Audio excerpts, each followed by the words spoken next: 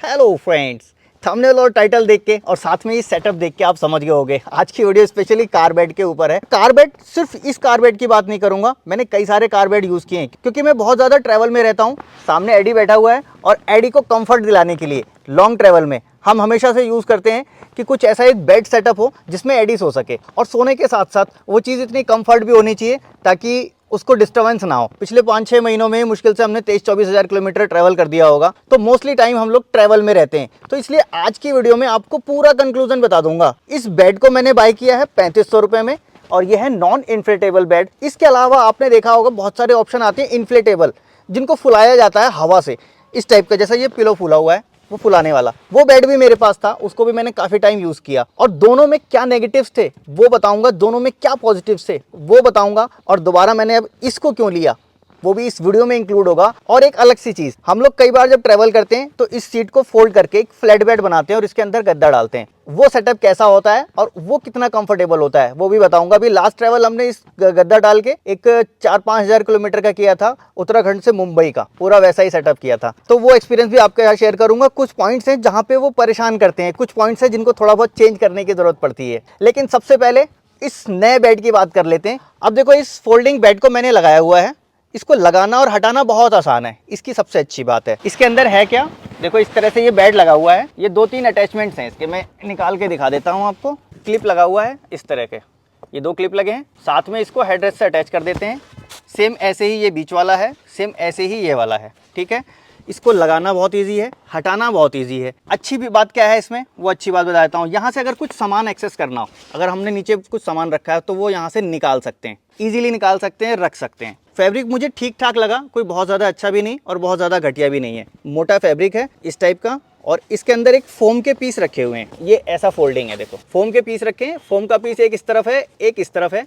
बीच में मुझे ऐसा लग रहा है कुछ वुडन का आइटम है। मेरे ख्याल से 5 mm वाली जो प्लाई आती है वो डाल रखी है इसके अंदर। साइड में एक ये कवर करने का है जो कि मेरे पास आ गया ये उल्टा आ गया। इसका सीन इधर से होना चाहिए। अब क्योंकि जो चेन लगी हुई है इसकी स्टिचिंग उल्टी है, इस उल्टी होने की वजह से हमें ये ऐसे लगाना पड़ा, अदरवाइज ये दिखने वाला इधर होता और ये ऐसे जाता। साथ में इसके 2 पिलो हैं, एक मैंने फुला रखा है और एक में अभी हवा नहीं भरी है। देखो मैंने आपको अच्छाइयाँ बता दी, क्या क्या चीज़ें मुझे अच्छी लगी। अब देखो इसमें मुझे कुछ नेगेटिव लगा, सबसे पहले वो बता देता हूँ, वो आपको दिख भी रहा होगा। आप देखो इसका एंगल ऐसा है, ये स्लोप में है। अब इस स्लोप में होने की वजह से जो भी इस पे लेटता है वो बिल्कुल किनारे ऐसे हो जाता है। अगर कंफर्टली लेटना है बच्चे को तो फ्लैट चाहिए। सबसे बड़ा नेगेटिव मुझे यही लगा इसका। देखो एक चीज़ और है, ये हटाता हूँ मैं। ये सीट मेरी ड्राइविंग पोजीशन पे सेट है, सामान निकालने की जगह तो है लेकिन इतनी जगह वेस्ट होती है। यहाँ अपने जो भी लगेज होगा वो हम यहाँ पे रख सकते हैं दोनों तरफ, फिर इसको डाल सकते हैं। लेकिन एक लॉजिक आप ये लगाओ, हम इसको अगर ना लगाएं, सिंपल अगर हम यहाँ पे अपने बैग सेट कर दें और इसके ऊपर गद्दा डाल दें तो वैसा ही प्लेटफॉर्म बन जाता है। फिर हमें इसकी ज़रूरत क्या है। हो सकता है छोटी गाड़ी में अगर किसी में आप डालो तो ये शायद सेट बैठे, मे बी जैसे हैचबैक वगैरह है उस गाड़ी में अगर आप लगाते हो तो हो सकता है ये स्पेस यूटिलाइज हो जाए। ये जो स्पेस है ये पूरा आ सकता है। दूसरा, इस पर हमने लॉन्ग ट्रैवल भी करके देखा, एडी को लेटाया लेकिन एडी बहुत देर लेटता नहीं है।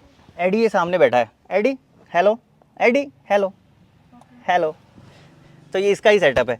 एडी इस पर लेटता नहीं क्योंकि फिर मैंने जब इस पर लेट के ट्राई किया तो पता लगा कि ये जो चीज़ें हैं ना, ये बीच बीच में ये कोर ये आपको चुभती हैं, ये वुडन ये चुभता है बीच बीच में। इसके ऊपर आपको कोई एक मैट्रेस डालना ही पड़ेगा, तभी आप इसको यूज़ कर सकते हो।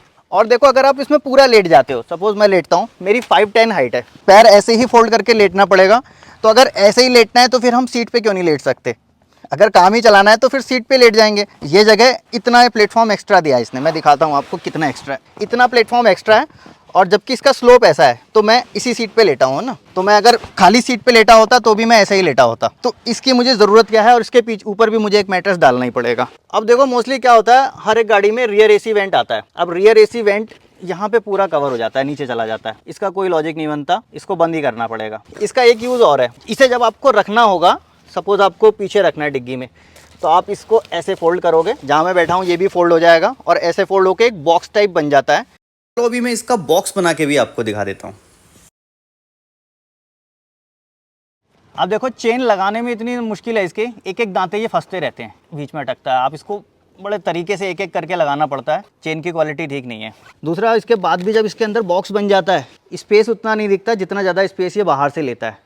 कॉफिन टाइप का ये बॉक्स बन गया। अब इस बॉक्स को मैं कहाँ रखूँगा और क्यों रखूँगा। सपोज मैं सोचूं कि ऑर्गेनाइजर है उसके लिए रख लूँ, इससे ज़्यादा सामान मैं वैसे रख सकता हूँ अच्छे से ऑर्गेनाइज करके। तो एक तरह का ये ज़बरदस्ती का बैग है। अब देखो जो दूसरा बेड आता है जिसमें हम लोग हवा भरते हैं, एक छोटा सा पंप होता है, हवा भर देते हैं और ये पूरा स्पेस उसमें भर जाता है, ये स्पेस भर जाता है, पूरा बेड आ जाता है साथ में। वो परफेक्ट आता है, मतलब लेटने में इससे ज़्यादा कंफर्ट होता है वो। लेकिन उसका एक नेगेटिव तो ये है कि वो जो स्पेस हम यहाँ पे सामान रख के यूटिलाइज कर रहे हैं वो नहीं कर सकते। तो ये हमने जो उसको लॉन्ग टर्म जब यूज़ किया तो पाया कि बीच में जो उसकी स्टिचिंग होती है या फिर वो जो चिपकाया हुआ रहता है लाइनिंग, वो लाइनिंग एक एक करके खुली, पहले एक खुली, फिर एक खुली, फिर एक खुली, तो फिर वो एक वो बेडॉल सा शेप बन जाता है। अच्छा अब देखो उसके साथ में पेंचर किट भी आती है, वो पेंचर किट भी मैंने यूज़ की क्योंकि इसके अंदर हवा भरी हुई है, एयर है, तो बच्चे का हल्का सा भी कुछ निशान लगा या पिन लग गई तो वो लीक कर जाता है।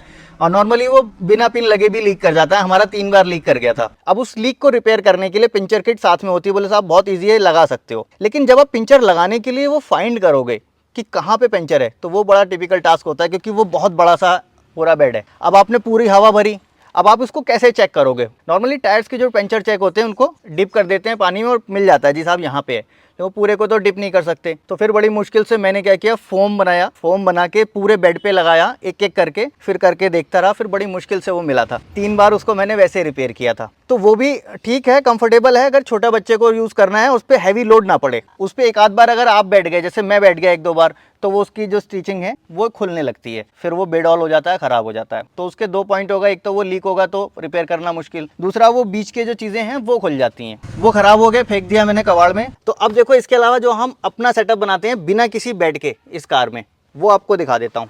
देखो अभी इस सीट को फोल्ड करने के हमारे पास 2 ऑप्शन होते हैं, या तो हम इस नीचे वाली सीट को पूरी तरह हटा दें या इसको लगे रहने दें, तब भी फोल्ड हो जाती है।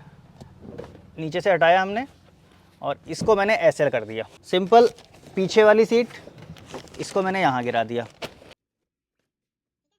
अब उससे बड़ा बेड बन गया। अंदर आता हूँ मैं, एक गद्दा हम इसके ऊपर डालते हैं। अब इसमें कुछ दिक्कतें होती हैं वो बताता हूँ। देखो पहले तो ये जो सीट है, ये सीट एक एक्स्ट्रा स्पेस ले लेती है। इस सीट को हम निकाल देते हैं। हमने लास्ट ट्रैवल में क्या किया था, 2 नट खोल के, ये पीछे 2 नट लगे होते हैं, ये नीचे की तरफ 2 नट हैं, एक इधर एक इधर, ये दोनों खोल के हम सीट निकाल देते हैं। तब इसको फोल्ड करते हैं, इसके नीचे हमारे बैग आ जाते हैं और उस बैग को हम एक तरह से पिलो टाइप से यूज़ कर लेते हैं ताकि और ऊंचा बढ़ जाए, फिर ये स्पेस भी यूटिलाइज हो जाता है। फिलहाल अगर इसको ना भी निकालें तब भी हमने ऐसे फोल्ड किया, इसके ऊपर हमें एक मैट्रेस डालना पड़ता है, एक गद्दा डाल लेते हैं। अब क्या हुआ, हमारा बूट और ये पूरा एक हो गया। इसमें 2 बच्चे लेट सकते हैं और एक एडल्ट भी लेट सकता है आराम से। साथ में लगेज जो है हमारा नीचे चला जाता है फुट स्पेस पे, कुछ उधर चला जाता है। और फिर इसके अलावा अगर एक्स्ट्रा लगेज है तो ऊपर लगेज कैरियर लगाने का भी ऑप्शन है। लेकिन इसमें एक भी रुपया खर्च नहीं होता, सिर्फ आपको गद्दे लगाने हैं। एक दिक्कत आती है इसमें लॉन्ग ट्रैवल करने में, वो बताता हूँ। देखो यहाँ पे ना इसके ये बोल्ट्स होते हैं, ये दिखा देता हूँ। देखो ये थोड़ा थोड़ा चुभती हैं, प्लस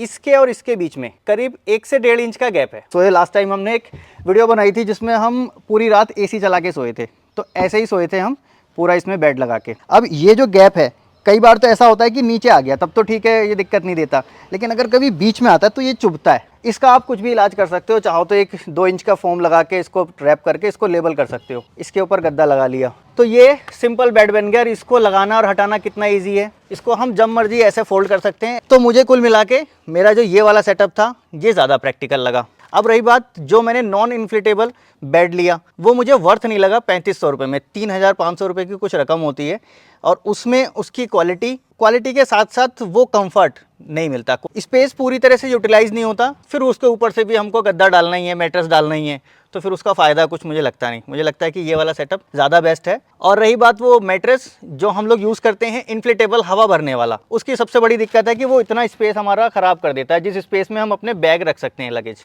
फिर उसमें एक दिक्कत आती है, उसको आपको फुलाने के लिए फिर पूरा सेटअप लेके बैठो, आप पंप लगाना पड़ता है बैटरी से, फिर वो पंप धीरे धीरे भरता रहेगा। कोई चीज़ लगी गई उनसे तो वो बहुत जल्दी डैमेज हो जाता है। फिर उसका डैमेज हुआ, पंचर ढूंढने में दिक्कत, लगाने में थोड़ी दिक्कत, फिर उसको समेट के रखना, वो भी एक बड़ा सेटअप है। तो मैंने जी अपना ऑलमोस्ट पूरा एक्सपीरियंस जो मैंने किया वो आपके साथ शेयर कर दिया। क्या वर्थ है क्या नहीं है, आपको क्या लगता है कमेंट बॉक्स में ज़रूर बताना। और ये वीडियो अगर अच्छी लगेगी तो प्लीज़ लाइक ज़रूर करके जाना। और मन में कोई सवाल हो, कोई सुझाव हो, बेझिझक कमेंट बॉक्स में लिख देना। और हाँ, अगर आप चाहो तो इंस्टाग्राम पे मुझे फॉलो कर सकते हो, वहाँ बड़ी बड़ी बातें छोटी 1 मिनट के अंदर बता देता हूँ। Thanks for watching.